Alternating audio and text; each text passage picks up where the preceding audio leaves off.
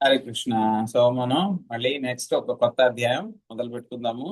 ఈ యొక్క అధ్యాయం పేరు ఉష అనిరుద్ధుల కలయిక. ఈ అధ్యాయం కూడా చాలా ఆ గొప్పగా ఉంటుంది. ఈ యొక్క అధ్యాయం కూడాను. ఈ అధ్యాయంలో శ్రీకృష్ణ భగవానుడి యొక్క సుప్రీమసీ ఏమిటి, ఉమ్, శ్రీకృష్ణ భగవానుడి యొక్క గొప్పతనం ఏమిటి, ఆయన ఎందుకు అందరికంటే దేవాది దేవుడు, అందరికీ ఆయన యజమాని, ఉమ్, చెప్తారు కదా. ఒక సామెత ఉంటుందన్నమాట. కృష్ణుడు ఎవరినైనా చంపాలి అని అనుకుంటే కనుక ఎవ్వరు కూడా అతన్ని రక్షించలేరు. అదే విధంగా కృష్ణుడు ఎవరినైనా సరే రక్షించాలి అని అనుకుంటే ఎవ్వరు కూడా వాళ్ళని ఏమి చేయలేరు.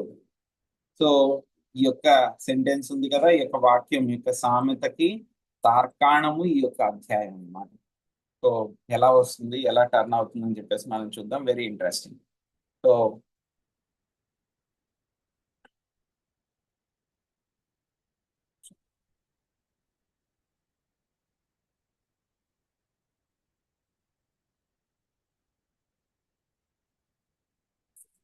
శ్రీరాజోవాచ బాణస్యాతనయాంబుషా ముపయే యదూత్తమః తత్ర యుద్ధోమభూర్ఘోరం హరిశంకరయోర్మః ఏతత్ సర్వం మహాయోగిన్ సమాఖ్యాతుం త్వమర్హసి. హరిత మాత చూసుకోండి. హరే కృష్ణ ప్రభుజీ, దండప్రణ ప్రభుజీ. పరీక్షణ్ మహారాజు పలికెను, యదుశ్రేష్ఠుడు బాణాసురుని పుత్రిక ఉషను పరిణయమాడగా హరికి శంకరునికి నడుమ ఘోరమగు సంగ్రామము జరిగెను. ఓ మహాయోగి, ఆ సంఘటన గురించి నాకు సంపూర్తిగా వివరింపుడు. Hare Krishna Prabhuji, thank you. శ్రీసుకం వాచ బాణః పుత్రः శతజ్యేష్ఠో బలేరాస్మిన్ మహాత్మనః येन वामनरूपाय अरये दायिमे दिने तस्यौरसः सुतो बाणः शिवा भक्तिरतः सदा.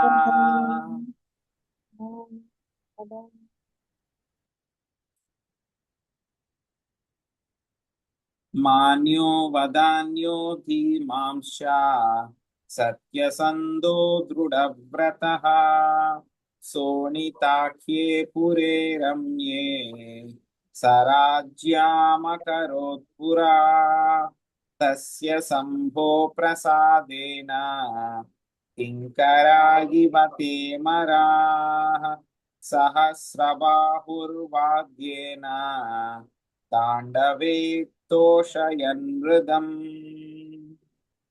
గీత కృష్ణమాతకి అనువాదము చదవండి.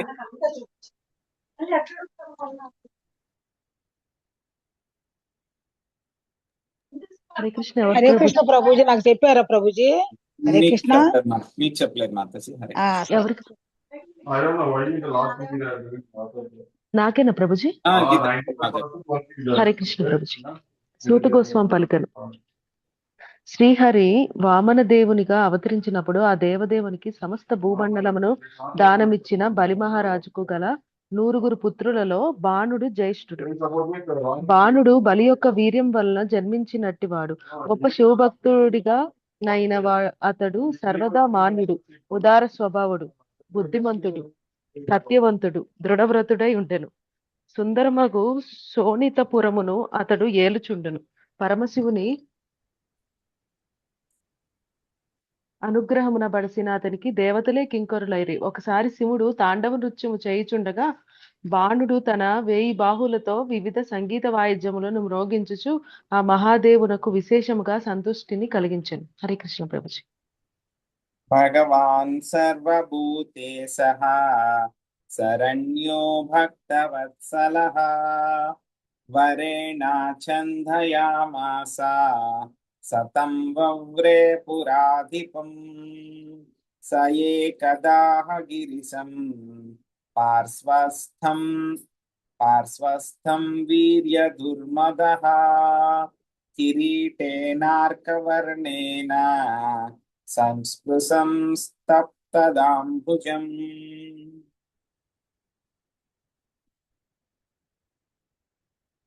శాంతకుమారి మాత చదవండి.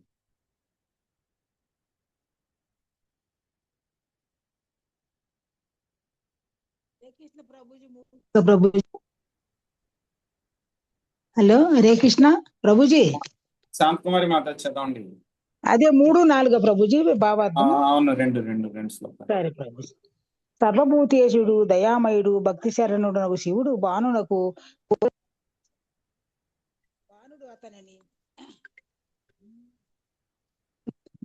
అతని తన పూర్వమునకు ఒక రక్షణుగా ఎంచుకొనెను.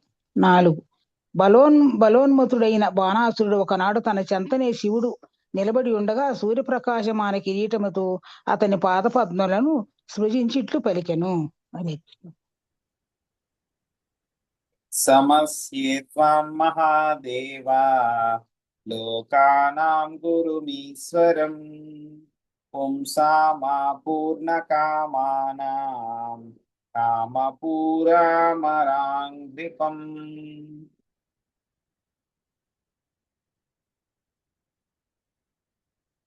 చందనమాతకి చెప్పండి. హరే కృష్ణ ప్రభుజీ, దండవత్ ప్రణామాలు. బాణాసురుడు పలికెను, మహాదేవ గురుడు లోకేశ్వరుడు అయిన నీవు నమస్కరింతును. నీవు అపూర్ణ వాముల వారి అపూర్ణ కాముల వాణి సమస్త అభిష్టములు తీర్చినట్టి కల్పవృక్షమును వంటి వాడు. హరే కృష్ణ ప్రభుజీ. దోసహస్రం త్వయా దత్తం పరం భారాయ మే భవత్ త్రిలోక్యాం ప్రతియోద్ధారం నలభేత్ త్వద్రుతే సమం. లక్ష్మీ నాగేశ్వరి మాతాజీ. హరే కృష్ణ ప్రభుజీ, ధన్వత్ప్రణామం. బాణాసురుడు పలికెను, ఓ మహాదేవ మాతాజీ అయిపోయింది. 6వ కదా. నీవు నా కొసగిన ఈ 1000 బాహువులు కేవలము భారముగా తయారైనవి. ఈ ముల్లోకములలో యుద్ధము చేయుటకు యోగ్యుడైన వాడు నీ కనను అన్యుడు కనబడటలేదు. భాష్యం. శివ, నేను నిన్ను జయించినప్పుడు నా జగద్విజయము పూర్తవుతుంది, నా యుద్ధ వాంఛ తీరుతుంది అనుట బాణాసురుని మనోభావమని ఆచార్యులు తెలిపారు. హరే కృష్ణ. ఖండూత్యా నిభృతైర్బోధిర్ వియుత్సుర్దిగ్గజానహం ఆద్యాహం చూర్ణయన్నద్రీన్ భీతాస్తేపి ప్రదుద్రువుః. సుశీల మాతాజీ.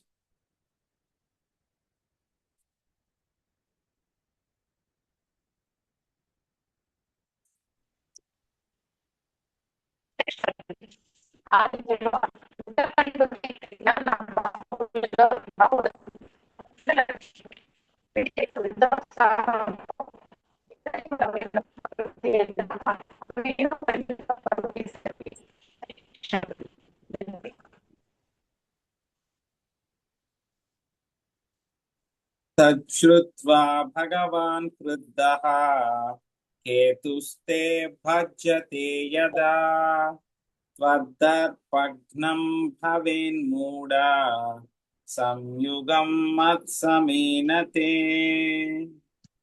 శివలక్ష్మి మాతాజీ. హరే కృష్ణ ప్రభుజీ, ప్రణామాలు. అది వినిన శివుడు క్రుద్ధుడై ప్రత్యుత్తరముగా, ఓరి మూఢుడా, నాతో సమానుడైన వానితో నీ యుద్ధం చేసినప్పుడు నీ ధ్వజము భగ్నము కాగలదు, ఆ యుద్ధమే నీ గర్వము నశింపజేయగలదు అని పలికెను. భాష్యము. శివుడు వెంటనే బాణాసురుని దండించి స్వయముగా అతని గర్వమును అణచగలిగేవాడే అయినను ఆ బాణుడు తనకు శ్రద్ధాయుతుడైన సేవకుడు కనుక అతడట్లు చెయ్యలేదు. హరే కృష్ణ ప్రభుజీ, ప్రణామం. ఇత్యుక్తా కుమతి కృష్ణ స్వగృహం ప్రావిశన్ నృపా ప్రతీక్షన్ గిరిసాదేశం స్వవీర్యానసనం కుధీః. రాజేశ్వరి మాతాజీ అనువాదం చదవండి. మల్లేశ్వరి మాతాజీ మొదటి పారాగ్రాఫ్ చదవండి. లక్ష్మీ శ్రీనివాస్ మాతాజీ చదివేశారా మీరు? లక్ష్మీ శ్రీనివాస్ మాతాజీ నేను చదవలేదు ప్రభుజీ. అలాగే లక్ష్మీ శ్రీనివాస్ మాతాజీ చదివారా? హరే కృష్ణ ప్రభుజీ చదివినాను ప్రభుజీ. చదివారా? అయితే శ్వేత మాతాజీ మీరు చదవండి రెండో పారాగ్రాఫ్. హరే కృష్ణ ప్రభు దండ రాజా ఆ విధముగా పలకబడిన వాడై కుమతి యగు బాణాసురుడు ముదమందెను. తన పరాక్రమ నష్టమును గురించి గిరీషుడు పలికిన భవిష్యవాణి కొరకు ఎదురుచూచు ఆ మూఢుడు విధవ గృహమునకు వెడలెను. హరే కృష్ణ ప్రభు. హరే కృష్ణ ప్రభుజీ ధన్వత్ ప్రణామాలు. వాస్తవమైన పరిస్థితిని తప్పుగా అర్థం చేసుకునే కారణమున బాణాసురుడు ఇచ్చట కుధి అంటే బుద్ధిహీనుడు, కుమతి, మూర్ఖుడు అని వర్ణింపబడినాడు. ఆ అసురుడు ఎంత గర్వితుడై ఉండేననగా అన్యుడెవడును తనను జయింపజాలడని అతడు విశ్వసించెను. శివుడితో సమాన శక్తి సంపన్నుడైన ఒకనొకడు తనతో యుద్ధము చేయుటకు వచ్చి తన యుద్ధ కండూతిని సంతుష్టిపరచగలడని విని అతడు ముదమందెను. ఆ వ్యక్తి బాణుని ధ్వజమును భగ్నమునొచ్చి వాని పరాక్రమం నశింపచేయునని శివుడు పలికినను. పరమమూర్ఖుడైన ఆ అసురుడు ఆ మాటను గంభీరంగా తీసుకొనక ఉత్సాహంతో యుద్ధము కొరకు ఎదురు చూచెను. Thank you Prabhuji. హరే కృష్ణ ప్రభుజీ ధనప్రణం. ప్రస్తుతము లౌకిక జనులు ఇంద్రియభోగమునకై గల పలు అపూర్వమైన సౌకర్యములచే ప్రసన్నులై ఉన్నారు. వ్యక్తిగతముగా సామూహికముగా మృత్యువు వారిని వేగముగా సమీపించుచున్నదనుట సుస్పష్టమైనను ఈ ఆధునిక ఇంద్రియలోలురు తమ అనివార్యమగు వినాశమును మరిచి ఉన్నారు. పశ్యన్నపి న పశ్యతి అని శ్రీమద్ భాగవతము 2.1.4 నందు తెలుపబడినట్లు దాపురించిన యున్నటి తమ వినాశము స్పష్టముగా కనబడుచున్నను. మైథున భోగము చేత కుటుంబానురక్తి చేత కలిగిన మత్తు వలన అందులై దాన్ని వారు కాంచజాలనుకున్నారు. అట్లే బాణాసురుడు బలముచే మత్తుడై తన పతనమును గురించి విశ్వసింపజాలకపోయెను. హరే కృష్ణ ప్రభుజీ ధన్యవాదాలు. Thank you. సో ఇక్కడ మనకి బాణాసురుడు అనేటువంటి రాక్షసుడు గురించి వర్ణన వస్తుంది అనమాట. సో ఎవరి బాణాసురుడు? సో ముందుగా ఈ యొక్క అధ్యాయం మొదలు పెట్టే ముందు మళ్ళీ పరీక్షిత్ మహారాజు ప్రశ్నిస్తారనమాట. సో యదుశ్రేష్ఠుడు బాణాసురుని పుత్రిక ఉషను పరిణయమాడగా హరికి శంకరునికి నడుమ ఘోరమగు సంగ్రామం జరిగెను. అంటే ఇక విషయాలన్నీ కూడా పరీక్షిత్ మహారాజుకి తెలుసు అన్నమాట.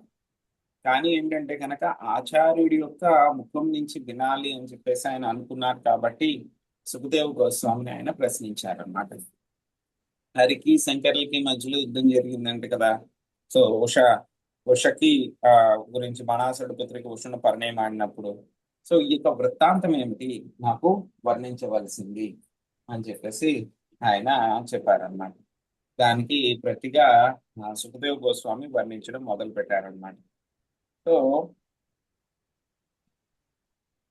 వామన దేవుడికి బలి మహారాజు ఏం చేశారు? ఆయనకి 3 అడుగుల నేల దానం ఇచ్చారు. ఆ తర్వాత మళ్ళీ ఆయనకి సుతల ప్లానెట్ లో ఆయనకి నివాసం అంతా కూడా ఏర్పాటు చేశారు. ఆయన దగ్గర నుంచి అన్ని కూడా హరించిన తర్వాత ఆయనకి మళ్ళీ వామన దేవుడు ఆయనకి రక్షణ కింద ఉన్నారు. సో ఆ తర్వాత ఆయనకి వరం కూడా ఇస్తారనమాట. మీ వంశంలో ఉన్నటువంటి వాళ్ళందరినీ కూడా నేను రక్షిస్తాను, ఎవరిని చంపను అని చెప్పేసి. సో బలి మహారాజుకి మొత్తము 100 మంది కుమారులు ఉన్నారనమాట. వాళ్ళందరిలో కూడా పెద్దవాడు ఎవరు? బాణాసురుడు అనమాట. వాళ్ళందరిలో కూడా పెద్దవాడు బాణాసురుడు అనమాట. సో బలి మహారాజు యొక్క వీర్య నుంచి పుట్టినవాడు కాబట్టి ఇతను కూడా ఏంటి ఉదార స్వభావుడు, బుద్ధిమంతుడు, సత్యవంతుడు, దృఢవ్రతుడు ఇవన్నీ కూడా ఉన్నాయి. శోణితాపురం అనేటువంటి రాజ్యాన్ని కూడా ఏలుతూ ఉన్నాడు అన్నమాట. కానీ ఏంటంటే కనుక ఇతను శివభక్తుడు అయ్యాడనమాట. సో ఏం చేశారు అంటే కనుక సో పరమశివుని యొక్క అనుగ్రహాన్ని పొందినటువంటి దేవతలందరూ కూడా ఇతనికి ఏమయ్యారు? అనుయాయులు అయ్యారు, కొంతమంది సేవకులు అయ్యారు అన్నమాట. సో ఏమిటంటే బాణాసురుడు యొక్క స్పెషాలిటీ ఏమిటంటే కనుక ఈయన కూడా 1000 బాహువులు ఉన్నాయన్నమాట, 1000 చేతులు ఉన్నాయన్నమాట. సో ఈ 1000 చేతులతో ఆయన ఏం చేశారు? శివుడు ఒకసారి తాండవ నృత్యం చేస్తూ ఉంటే కనుక 1000 బాహువులతోటి ఆయన రకరకాల వాయిద్యాలన్నీ కూడా, మృదంగము అటువంటి సంగీత వాయిద్యాలన్నింటినీ కూడా ఆయన మ్రోగించి చాలా సంతోషం కలగజేశారనమాట ఆయనకి. అప్పుడు శివుడు చాలా సంతోషించి నీకు ఏం వరం కావాలో అని చెప్పి ఆయన కోరుకోమన్నారనమాట. అప్పుడు ఆయన ఏమన్నారు? బాణాసురుడు ఏం చేస్తారు, మీరు నాకు రక్షకుడి కింద ఉండాలి అని చెప్పి కోరుకుంటారనమాట. ఎలా అయితే కనుక బలి మహారాజ్కి వామనదేవి ఎలా అయితే రక్షణ కింద ఉన్నారో, అదే విధంగా మీరు కూడా నా యొక్క రాజ్యానికి నేను కష్టం వచ్చినప్పుడు నాకు మీరు రక్షణ కింద ఉండాలి, నాకు రక్షణ కల్పించాలి అని కోరుకుంటారు. అక్కడతో బాగానే ఉంది. సో ఆ తర్వాత ఏమైందంటే కనుక ఒకసారి మళ్ళీ వెంటనే వచ్చి శివుడిని ప్రార్థిస్తూ ఆయన ఏమంటాడు, తన యొక్క కిరీటాన్ని శివుడు పాదపద్మాల దగ్గర ఉంచి, నాకు 1000 చేతులు ఉన్నాయి, ఈ 1000 చేతులతోటి నేను ఏం చెయ్యాలి అని చెప్పి నాకు తెలియట్లేదు, ఏం చేద్దాము, ఎవరితో అయినా యుద్ధం చేద్దాము అంటే కనుక ఎవ్వరు కూడా నాకు కనబడట్లేదు. సో కొండల్ని పిండి చేసేసినా సరే నాకు యుద్ధం చేయాలి అనేటువంటి కోరిక మాత్రం తగ్గట్లేదు. సో యుద్ధం చేయడానికి ఏవైతే ఉన్నాయి అంటే కనుక అష్టదిగ్గజాలు అనేటువంటి ఏనుగులు ఉంటాయి, వాటితో నేను యుద్ధం చేయడానికి వెళ్తే అంతటి పెద్ద ఏనుగులు కూడా ఏమైనా పారిపోయినాయి భయంతో. సో కాబట్టి నేను యుద్ధం చేయడానికి ముల్లోకాల్లో మీకంటే కూడా గొప్ప వ్యక్తి ఎవరూ లేరు, నాతో యుద్ధం చేయండి అని చెప్పి శివుడిని ప్రార్థిస్తారన్నమాట.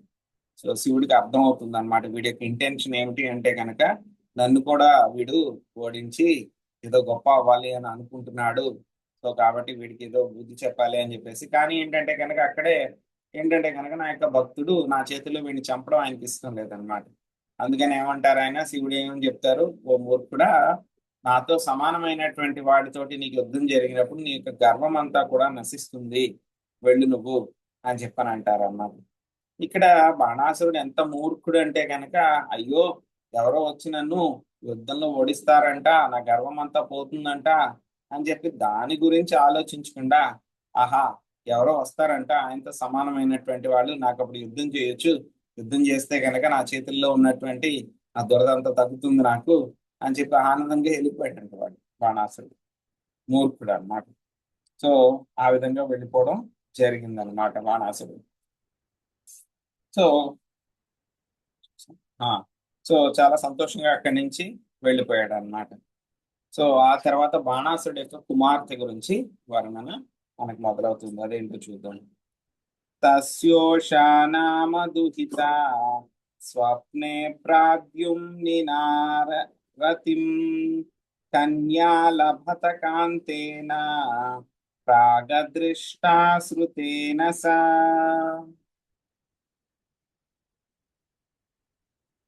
మహాలక్ష్మి మాతజీ మీరు అనువాదము భాష్యంలో తీవ్రంగా వాంఛించినది వరకు చదవండి, ఆ తర్వాత ప్రభావతి మాతజీ మిగతా భాష్యం చదవండి. హరే కృష్ణ ప్రభుజీ, దండోత్ ప్రణామాలు. ప్రభుజీ ఇవాళ మా అబ్బాయి పెళ్లి రోజు, తర్వాత హరే కృష్ణ చెప్పండి, అందరూ చెప్పేటప్పటికి వినపడదని ముందు చెబుతున్నా, ఏమనుకోకండి. హరే కృష్ణ ప్రభుజీ, దండోత్ ప్రణామాలు. బాణుని కన్నా కన్య ఉషా పూర్వం ఎన్నడను కనని వినని ప్రద్యుమ్న తనయునితో స్వప్నములో సమాగమమును పొందెను. భాష్యము ప్రభుపాదుల వారికి జై. ఇప్పుడు వర్ణింపబడిన సంఘటన శివుడు ముందే తెలిపినట్టు యుద్ధమునకు దారి తీయగలదు. శ్రీల విశ్వనాథ చక్రవర్తి ఠాకూరులు ఉషా యొక్క స్వప్నమును వివరించడి ఈ క్రింద శ్లోకములను విష్ణు పురాణము నుండి ఉదహరించిరి. హరే కృష్ణ ప్రభుజీ. Thank you Prabhuji. తర్వాత కూడా చదవండి, ఇంకా చదవమంటారా? హరే. ఉషా పలికెను, శ్యామల వర్ణమును కమల నయనములను పీత వసనమును బలమైన బాహువులను కలిగిన ఒక పురుషుని నా స్వప్నమున గాంచితిని. అతడు పేజీ మారిపోయిందంటారా? సారీ ప్రభు, 2 పేజీలు వచ్చేసి. ఉషా బాణసుత విప్ర పార్వతీ శంభూనా సహ క్రీడంతి ముపలక్ష్యోజ్జాయి స్పృహం చక్రే తదాశ్రయం. ఓ బ్రాహ్మణుడా, బాణుని తనయగు ఉష పార్వతీదేవి సెమ్మునితో కూడి క్రీడించుట గాంచినప్పుడు అదే అనుభూతి పొందవలనని తీవ్రముగా వాంఛించినది. ఇక్కడ వరకేగా ప్రభు? అంతే అంతే అంతే అంతే. హరే కృష్ణ ప్రభుజీ, దండోత్ ప్రణామాలు. ప్రభావతి మాతాజీ.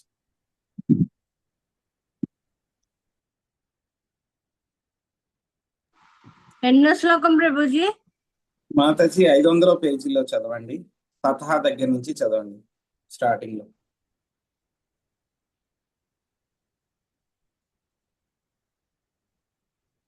తత సకల చిత్తాజ్ఞ గౌరీతామా భావిని అలమధ్యర్థత సేవన భద్రాతమసి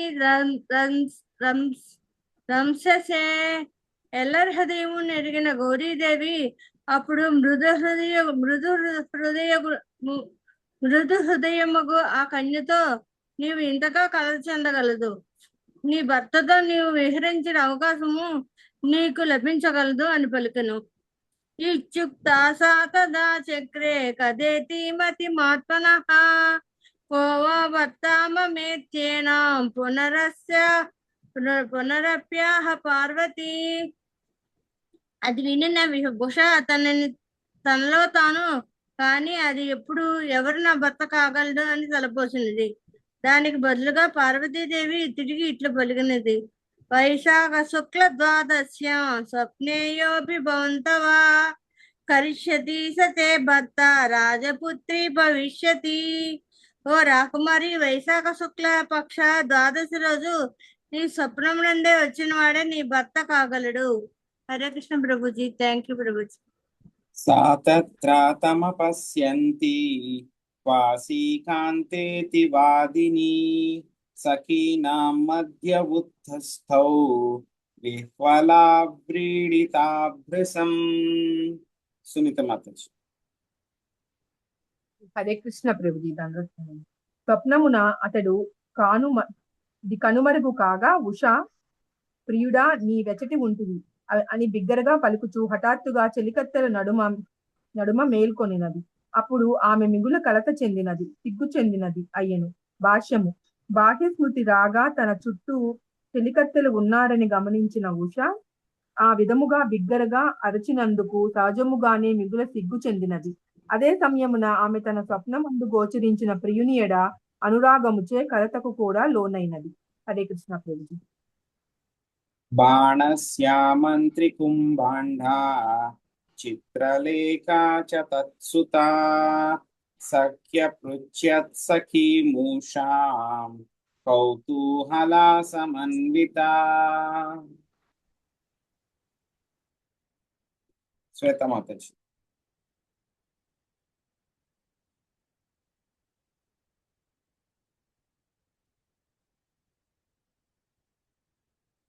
జీ లక్ష్మీ మాతాజీ.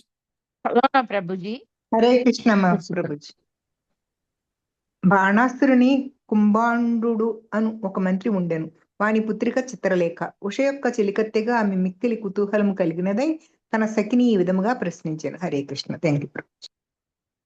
తంత్వం మృగయసే శుభ్రు కీదృశస్తే మనోరథః హస్తగ్రాహం న తేద్యాపి రాజపుత్ర్యుపలక్ష్యయే. మాతాజీ చదవండి. హరే కృష్ణ ప్రభుజీ. మాతాజీ. హరే కృష్ణ మాతాజీ. ప్రభుజీ. చిత్రలేఖ పలికెను. చక్కని కనుబొమ్మల దాన నీవెవరి కొరకు వెదుకుచున్నావు? నీ మనోరథం ఏమిటి? ఓ రాకుమారి, ఏ వ్యక్తియు నీ పాణిగ్రహణమున చేయుటను నేను ఇంతవరకు చూచి ఉండలేదు. హరే కృష్ణ ప్రభుజీ. దృష్టః కశ్చిన్నరః స్వప్నే శ్యామః కమలలోచనః పీతవాసా బృహద్బాహుర్ యోషితాం హృదయంగమః. గీతాక్షల్ మాతాజీ. హరే కృష్ణ ప్రభుజీ. శ్లోకం నంబర్ 14 మాతాజీ. ఉష పలికెను, శ్యామల వర్ణమును కమల నయనములను పీత వసనములను బలమైన బాహువులను కలిగిన ఒక పురుషుణ్ణి నా స్వప్నమున గాంచితిని. అతడు నారీజన హృదయములను చూరగోరు వాడై ఉన్నాడు. హరే కృష్ణ. తమహం మృగయే కాంతం పాయయిత్వాధరం మధు క్వాపి యాత స్పృహాయాతిం క్షిప్త్వా మాం వృజినార్ణవే. శివలీల మాతాజీ.